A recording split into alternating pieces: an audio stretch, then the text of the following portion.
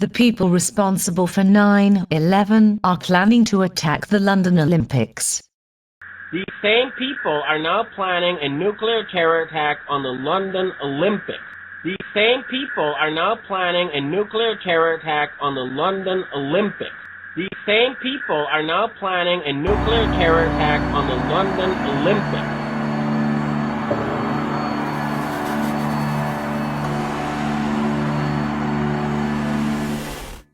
We also have a tape recording of Hans Kolvenbach, the former black quote, bragging that he was the man behind the C-11 attack. These same people are now planning a nuclear terror attack on the London Olympics, okay? I provided this intelligence to Japanese police, to the Pentagon. I want everybody to know who we're dealing with. We've got specific, actionable intelligence. This is primary information. It's not from the net. It's from the people actually involved in smuggling the nuclear weapon. They have come forth. They're telling this. They may be drug smugglers, but they're not mass murderers. And they risk their careers and lives to give us this information. And too many of the international police forces and agencies are in a state of denial. Rather, you're now telling me that the next target for nuclear terrorism is going to be London. And I'd like to know why you're saying that. Well, on just that you mentioned 311 on March 11th, 2 hitmen were sent to kill me on that date. At that time I was in the Philippines, 2 assassins. I was warned, of course, I escaped, but they planned to kill me on exactly the same date. Now, I have... Yeah, actually, I'll tell you something too. Just on March 10th, the day before, the daughter of the former number 2 man in the Yamaguchi-gumi crime syndicate insisted that I go meet this person who tried to poison me. And I think it was designed so that I would also die on 311. But that's another story. Except that, I'm just a journalist who followed the investigative trail until I discovered some very dangerous people and entered into that nexus of secret societies, government spy agencies, mafias and gangsters, and you learn about this whole world of murder and violence and secrecy, and you get involved, and it's hard to get out, It's impossible to get out. The thing is that I actually know the name of the person who was involved in this smuggling operation. And it's a MI6 agent who's living in the Philippines. Peter Stevens is his name. He was the ex chief of superintendent, I think, of the Hong Kong police. And when Hong Kong reverted back to China, he moved to the Philippines, and from there continued his spying operation. Okay. Now, I have reported this to MI6 as well as to other. But what we're trying to do now is to prevent the murder of innocent people in London or wherever they're going to set off their next weapon. That is obviously their plan. I mean, all the signs point to it. And anyone who knows anything about these things, it's plain and obvious that they present it in movies, in cards. The attack is going to take place against London during the Olympics. No one wants to do anything about it. And on the Rockefeller Institute homepage, there's a document which written in past tense talking about how London was attacked by terrorism in 2012 and 13,000 people were killed. There are many of these signs, not just one, but yes, I've seen this document as well. So now we both are part of organizations that are dedicated to overthrowing these criminals, and I think we have a rough agreement on who they are, but who do you think is it we have to remove from power in order to prevent this kind of war and mass murder? Well, it's the group known as the Old World Order, the roughly 6,000 individuals, mostly old men, average age 60, but even within that, there's, as you say, the Committee of 300, and these people have ruled our planet for forever, and it's time we got rid of them. There is a secret government that controls the planet. They control politicians, the police, the military, and the media. They are an elite group of bankers, corporations, and royalty. They have many names and organizations, but are now commonly known as the Illuminati. Their goal is to create a one-world government in which they have absolute control of a much more reduced population. They use terrorism to scare us into accepting more and more intrusive and controlling measures. supposedly for our own protection. But they gradually add up to a system in which we are constantly monitored and ultimately unable to rebel against their rule.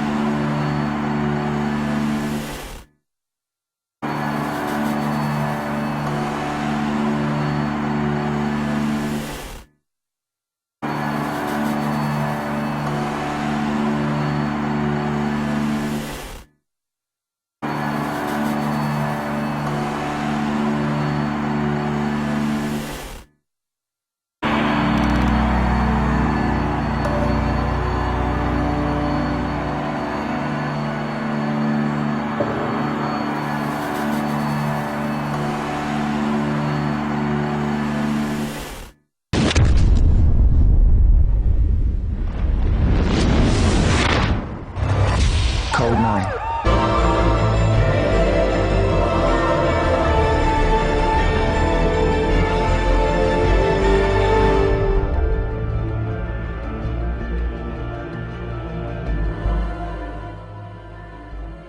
More than a year before the 7/7/2005 attacks, on the 16th of May 2004, an edition of the BBC One Panorama Film broadcasted a mock exercise imagining what would happen if a terrorist attack was executed in London in the near future, consisting of 3 explosions on tube trains in the London Underground and 1 explosion on a road vehicle.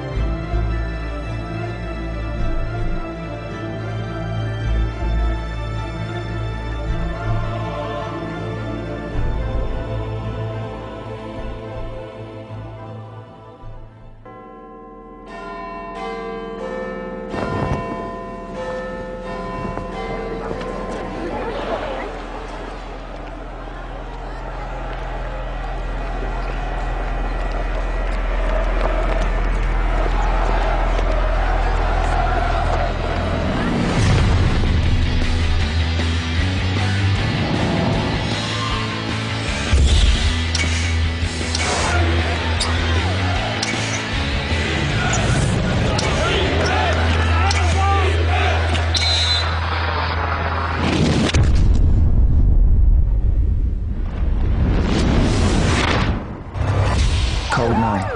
A nuclear attack on London. In bomb terms, the blast was relatively small, but the death toll wasn't. Over 100,000 incinerated and many more given a death sentence by radiation. For some people outside of the blast zone, life continued almost as normal. But after the attack, nothing in our country would ever be the same again. But basically, moving into the Olympics work, obviously, I mean, it's been bandied around the internet quite a bit, but if you shuffle the Olympics 2012 logo around, you can spell the word Zion. Indeed. And, you know, there's a lot of stigma against the word, and, you know, for no reason whatsoever. But obviously Zion stands for the term New Jerusalem. Yeah. And this got me, having seen the Ian Crane speech and everything, this got me doing essentially, I had an urge to start my own research into this. I wanted to find out if what was saying could be proven, kind of thing. Yeah. And, first thing that brought to my mind was the poem by William Blake. And William Blake wrote a poem in the 18th century called Jerusalem. And there's a paragraph, the final few words in that poem says, "I will not cease from mental flight, nor shall my sword sleep in my hand, till we have built Jerusalem in England's green and pleasant land." So basically, William Blake was a known 18th century esotericist with connections to the Freemasons. And, he was famous for such pieces of artwork as Urizen the Creator, which is a big picture of the Creator with a compass opened up like a pyramid. Just like, Freemasonic symbology and stuff. Didn't he reference the Newton in regards to that painting?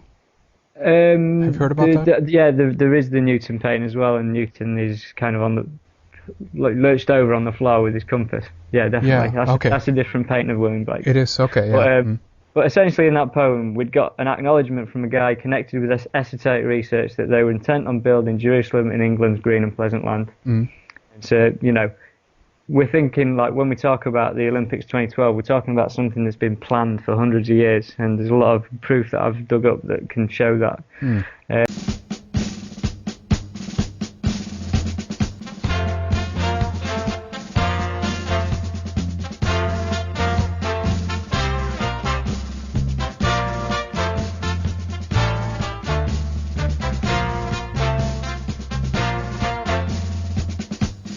I will not cease from mental fight, nor shall my sword sleep in my hand, till we have built Jerusalem in England's green and pleasant land. At this point, you've got this connection to Freemasonry with the logo and stuff, and it moves much higher than Freemasonry. That's just like the outside protection for this stuff. I basically loaded up, Google Earth, wanted to have a look at the London site from the air. I wanted to see, what it is that's so special about this place. And, it just so happened that the particular site in Stratford was the only last bit of wasteland that was, that was left vacant in London. It was the one last place that they could do things for something like the Olympics. So it's quite lucky that they had it in the first place. And what I noticed was I started looking at the actual street plan of this place. And to go through it, you've got a number of roads that circle the site. And the first road is a road called the Eastern Cross Route. The East Cross Route, which is a reference to the Eastern Cross. The Eastern Cross is an Orthodox cross, and it's a modified version of the patriarchal cross. It's got two smaller cross beams across the side. The next road down, you've got Carpenter's Road, which encircles the site. Carpenter, who was a carpenter? Oh, good old Joseph. Yeah, he of was course. a carpenter, wasn't he? Yeah. Next road down, you've got a road called the Great Eastern Road. And obviously when you refer to something as the Great Eastern, it's obviously like the Great Eastern Star.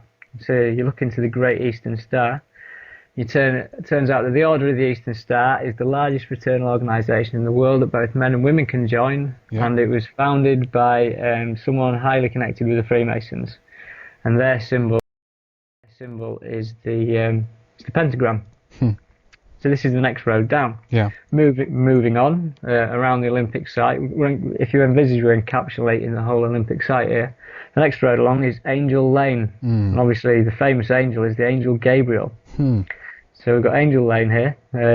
Next road along, we've got Temple Mills Lane. Temple Mills, where the water mills belong to the Knights Templar. Yeah. So another connection there. The Knights Templar were the poor fellow soldiers of Christ in the Temple of Solomon. And then encapsulating all of this is Church Road. It's obviously another biblical road name. Yeah. So all the way around the Olympics 2012 site, which you could call Zion if you go with the logo, is biblical road names surrounding the whole site. There's not one road name that's not biblical.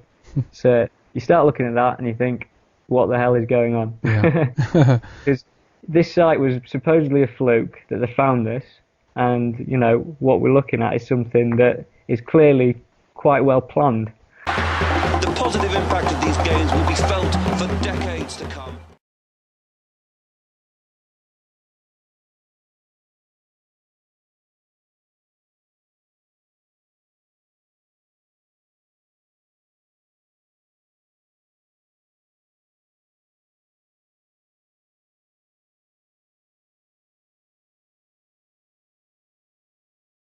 These same people are now planning a nuclear terror attack on the London Olympics.